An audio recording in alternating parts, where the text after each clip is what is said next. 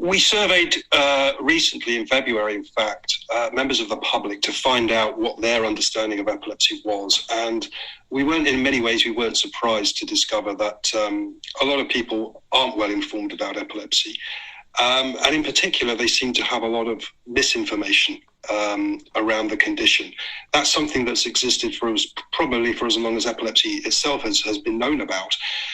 But that's why we have occasions like the 26th of March, Purple Day, when we are looking to raise awareness about the condition, to get people talking about epilepsy, to encourage people to find out more about the condition so that we can correct those false facts and information that a lot of people seem still to have.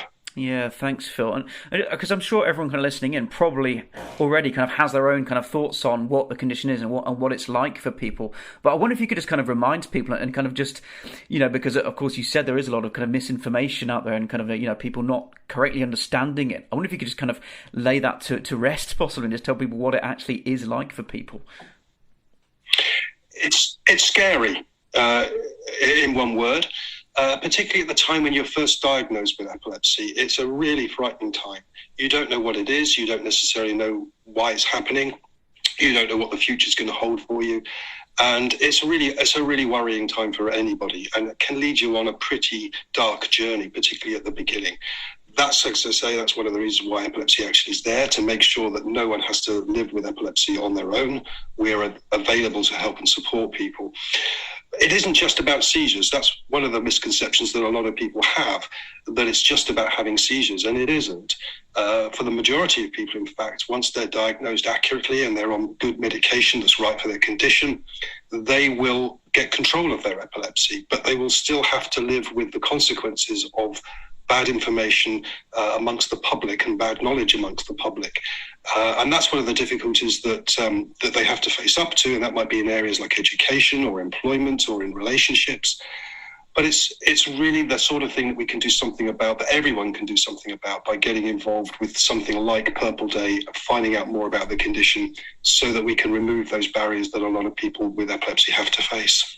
Yeah, that's great. Thanks, Phil. I'm really pleased to hear that this work is going on to help people out, and as you say, kind of make people feel like they're obviously not alone in kind of going through that process. And as you're saying, it does sound like an incredibly scary thing, especially when someone kind of is told that they have this condition. And I guess especially because it's probably compounded by, that kind of misunderstanding of what it kind of means. I guess because if patients are being told this, I'm guessing they probably don't really at first understand what that actually means. I mean, what's going to happen to them and all that kind of thing. It's probably all up in the air in their minds when they're first told that.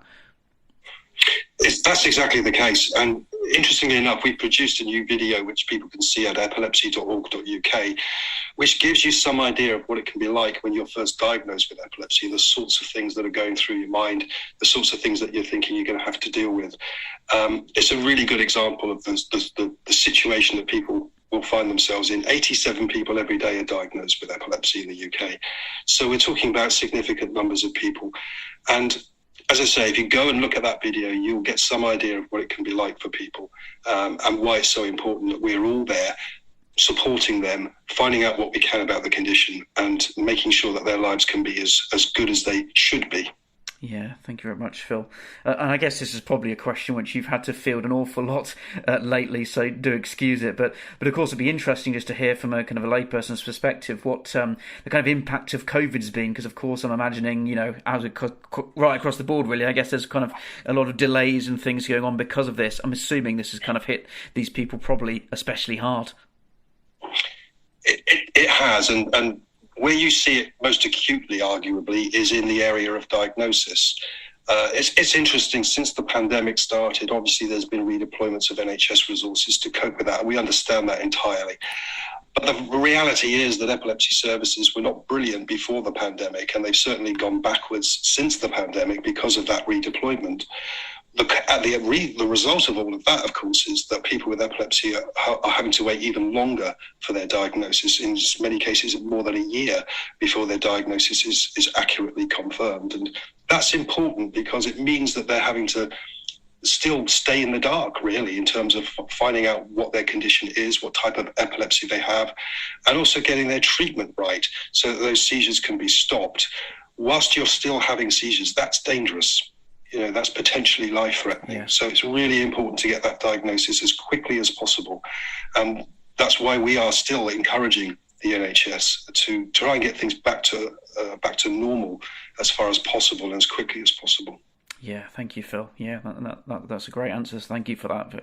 And I was just kind of thinking as well, because as you're chatting through this, of course, there's bound to be a kind of wider burden. I guess for people's kind of, the whole family, of course, are going to be quite impacted by this, aren't they? I mean, if somebody receives this diagnosis, it must be scary, of course, for the individual, absolutely, but also for kind of everybody around them. I guess it must be quite worrying, not really knowing, especially if you're in that phase of you don't really know how to help. I guess I can imagine that being just very frightening. It's absolutely the case. That's where the impact of epilepsy goes way beyond just the person who develops the condition. As you quite rightly say, friends and family members, they're all affected.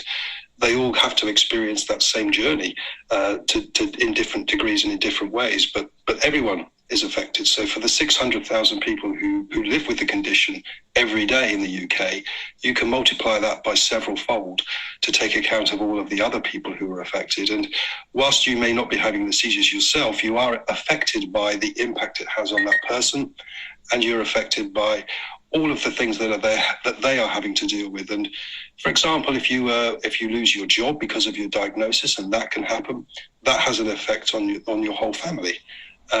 So there's a lot of people who are affected by this, a lot of people who are involved. Yeah, thank you, Phil.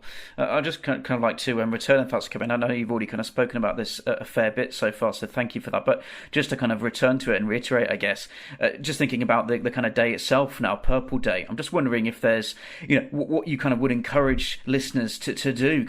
What can they get involved with? And obviously a first step might just be to kind of read up about it and all this kind of thing. But is there anything further that people can do to kind of help out, especially on this day? Yeah, one thing everyone can do, and that is wear something purple.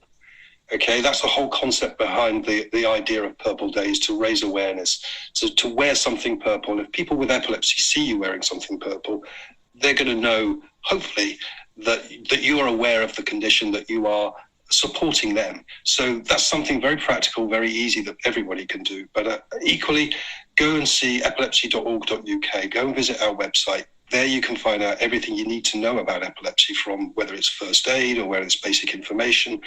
You can find out everything you need to know about epilepsy. And that's true if you're a person with epilepsy yourself and you're feeling lost and isolated, then come and find us at epilepsy.org.uk and we'll do our best to help you.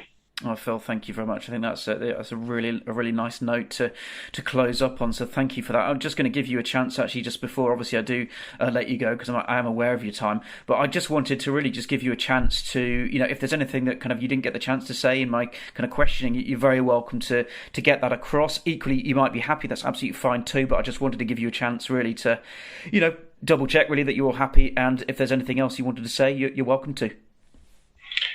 Thank you, Ben. I think that's probably covered everything from my point of view. So just thank you very much for the opportunity, and hopefully we'll have a great day tomorrow, the Purple Day. Oh, Phil, well, thanks so much, and I really do appreciate your time. I'll certainly be wearing purple tomorrow, and thanks for letting us know about everything that you're doing to help. So thank you, Phil. We'll let you go. That's a pleasure. Thank you, Ben.